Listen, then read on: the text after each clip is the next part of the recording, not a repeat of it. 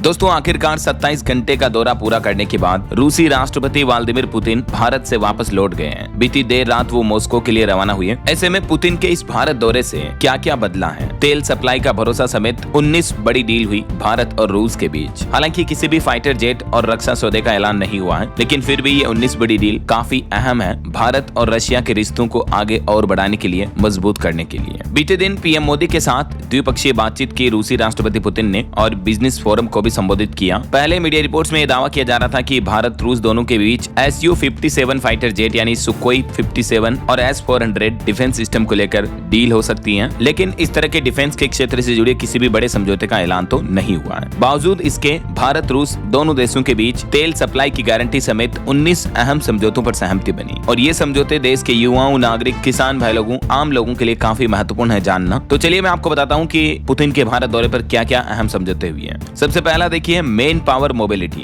भारत और रूस ने मेन पावर मोबिलिटी समझौता किया और इससे दोनों देशों के नागरिक अस्थायी रूप से एक दूसरे के देश में काम कर सकेंगे। अगर कोई भारतीय रूस में या कोई रूसी भारत में काम करना चाहता है तो अब और भी आसान हो जाएगा। साथ ही अवैध तरीके से आने जाने पर रोक भी मजबूत होगी। चलिए दूसरा बड़ा समझौता देखिए हेल्थ केयर और मेडिकल एजुकेशन को लेकर। जी हाँ, भारत और रूस के स्वास्थ्य मंत्रालय के बीच एक दूसरे के देश में स्वास्थ्य सेवाओं, मेडिकल रिसर्च और मेडिकल शिक्षा एजुकेशन में भी सहयोग को लेकर समझौता हुआ है। ये समझौता 3 बड़े सेक्टर्स पर फोकस है, देख सकते हैं आप। स्वास्थ्य सेवाएं, दोनों देशों के डॉक्टर अस्पतालों और हेल्थ सिस्टम से जुड़े अनुभव एक दूसरे के साथ साझा करेंगे। तो इससे दोनों देशों में अस्पतालों में लोगों को बेहतर इलाज मिल पाएगा। नई बीमारियों का मिलकर अध्ययन करेंगे। दोनों देशों के वैज्ञानिक, एक्सपर्ट डॉक्टर्स, हेल्थ एक्सपर्ट जो है मिलकर रिसर्च करेंगे और तकनीक और इलाज के आधुनिक तरीकों को साझा करना शामिल होगा। दूसरा है मेडिकल शिक्षा। दोनों देशों के मेडिकल कॉलेज और इंस्टीट्यूट मिलकर काम करेंगे। इसमें स्टूडेंट एक्सचेंज प्रोग्राम, डॉक्टरों और मेडिकल स्टाफ की ट्रेनिंग और रिसर्च में ज्वाइंट प्रोग्राम भी शामिल है। और इसके अलावा मेडिकल साइंस एंड रिसर्च, इसमें नई दवाओं, वैक्सीन और उपचार तकनीकों पर मिलकर रिसर्च करना और कैंसर और दिल की जैसी बीमारियां, जो गंभीर दुर्लभ बीमारियां, उन पर भी ज्वाइंट स्टडी करेंगे रूस भारत मिलकर के। तो ये वाकई में दोस्तों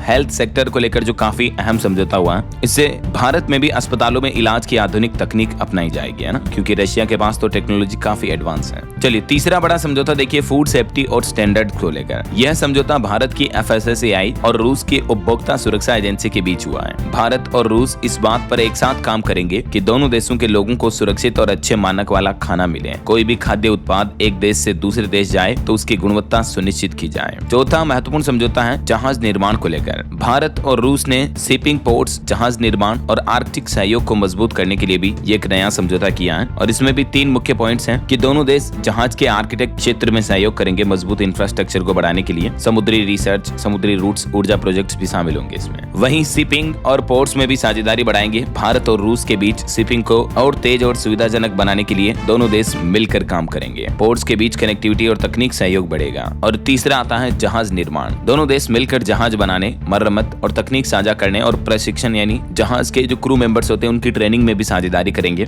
रूस ने प्रस्ताव दिया कि आर्कटिक क्लास जहाज साथ मिलकर बनाए जाएं। चलिए पांचवा बड़ा समझौता देखिए फर्टिलाइजर को लेकर समझौता हुआ है। भारत और रूस की बड़ी उर्वरक कंपनियों के बीच ये अहम समझौता हुआ, जिसमें जैसे रूस की ओरल केम और भारत की जो RCF है, NFL है और IPL है। तो इस समझौते का मकसद है भारत में किसानों को समय पर और पर्याप्त मात्रा में उर्वरक उपलब्ध करवाना है। आपको पता होगा आए दिन खाद वगैरह की जो किसानों की किल्लत की समस्या देखने को मिलती है। फसलें बोने के सीजन में खास करके किसान भाई लोग उर्वरक खाद को लेकर काफी परेशान होते हैं, राइट। ये देखिए राजस्थान के भी कई जिलों में अभी भी ऐसे हालात चल रहे हैं। यूरिया के कट्टों के लिए जमीन पर लगी आधार कार्ड की लाइन। सुबह 5 बजे से खाद लेने खड़े थे किसान भाई लोग, और इंसान तो इतने खड़े नहीं रह सकते तो अपने अपने आधार कार्ड को लाइन में लगा दिया। ये देख सकते हैं आप, लिटरली इतने लोग परेशान हैं। खाद वगैरह की सप्लाई टाइम पर नहीं हो पाती है। ये राजस्थान के भीलवाड़ा का मामला है। तो कहने का मतलब इस तरह से किसानों के लिए यूरिया, पोटास, फास्फेट और अन्य उर्वरकों की लगातार सप्लाई होती रहेगी। दोनों देश एक दूसरे के साथ खाद सप्लाई साझा करेंगे और इससे भारत को भी उर्वरक स्थिर रखने और नियंत्रित कीमतों पर मिल सकेंगे, है ना। छठा बड़ा समझौता हुआ दोस्तों परमाणु ऊर्जा को लेकर। भारत और रूस ने परमाणु ऊर्जा के क्षेत्र में एक बड़ा और रणनीतिक समझौता किया है। इसका मकसद है भविष्य की जरूरतों के मुताबिक परमाणु ऊर्जा तकनीक में साथ मिलकर काम करना है। इस समझौते के भी 2 अहम हिस्से हैं। पोर्टेबल न्यूक्लियर पावर सिस्टम पर सहयोग बनेगा। भारत और रूस रूस अब छोटी और पोर्टेबल मॉड्यूलर परमाणु रिएक्टर्स पर मिलकर काम करेंगे। ये एक तरह से छोटा न्यूक्लियर पावर प्लांट होता है दोस्तों, समझ सकते हैं आप, जिसे जरूरत पड़ने पर एक स्थान से दूसरे स्थान पर भी ले जाया जा सकता है। यानी ये पोर्टेबल होता है, कम जगह में बिजली पैदा कर सकता है और दूर दराज क्षेत्रों में, जैसे पहाड़ी इलाके हो गए,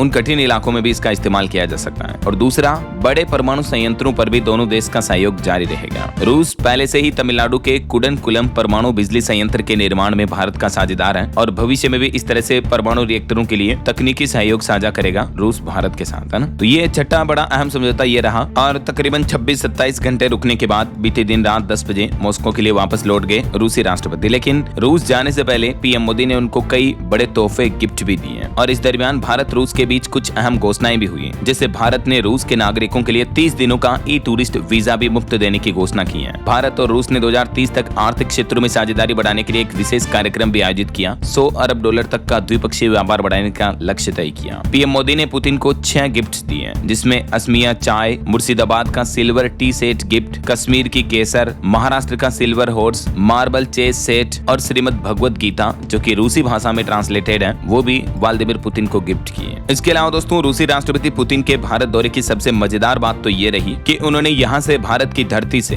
अमेरिका और अमेरिकी राष्ट्रपति डोनाल्ड ट्रंप को 2 टूक जवाब दिया और पुतिन बोले कि भारत को ईंधन की सप्लाई निर्बाध जारी रहेगी। भारत को बेरोक टोक तेल भेजता रहेगा रूस, चाहे दुनिया का कोई भी देश कितना ही प्रतिबंध लगाए, कोई भी दबाव बनाए। लेकिन पुतिन का कहना कि हम भारत के साथ क्रूड ऑयल, कच्चा तेल सब कुछ सप्लाई करते रहेंगे। वर्ल्ड मीडिया का भी पुतिन के भारत दौरे पर कुछ यूं रिएक्शन देखने को मिला। मोदी और पुतिन की केमिस्ट्री ने दुनिया को कुछ नए संदेश दिए। अमेरिकी मीडिया बोला कि भारत अब अपने फैसले खुद लेगा। वहीं पुतिन के भारत दौरे पर बीबीसी न्यूज मीडिया का कहना है कि अमेरिकी दबाव के बीच पुतिन भारत पहुंचे। यूक्रेनी मीडिया ने लिखा, भारतीय डिप्लोमेसी की परीक्षा है ये। तो ये कुछ प्रमुख 7 बड़े समझौते हुए दोस्तों भारत और रूस के बीच इस दौरे के दौरान। मेन पावर मोबिलिटी व्यवस्था, हेल्थ केयर और medical education, food safety standard, जहाज निर्माण, समुद्री सुरक्षा और निगरानी, कृषि और फर्टिलाइजर उर्वरक और परमाणु ऊर्जा सहयोग, न्यूक्लियर पावर प्लांट को लेकर। उम्मीद है आपको जरूर जानने मिलेंगे। वैसे आप कौन से राज्य में रहते हैं दोस्तों, आपके राज्य का नाम मुझे नीचे कमेंट करके बताएगा जरूर। और बाकी इस वीडियो को लाइक और शेयर करना, DLS न्यूज चैनल को सब्सक्राइब करके बेल आइकन जरूर दबा देना, रोजाना ऐसी इन्फॉर्मेटिव जानकारियां, महत्वपूर्ण समाचार देखते रहने के लिए। ओके, ख्याल रखिएगा अपने आप का, अपने परिवार का। मिलेंगे अगले नेक्स्ट अपडेट में, तब तक के लिए जय हिंद, जय भारत, वंदे मातरम।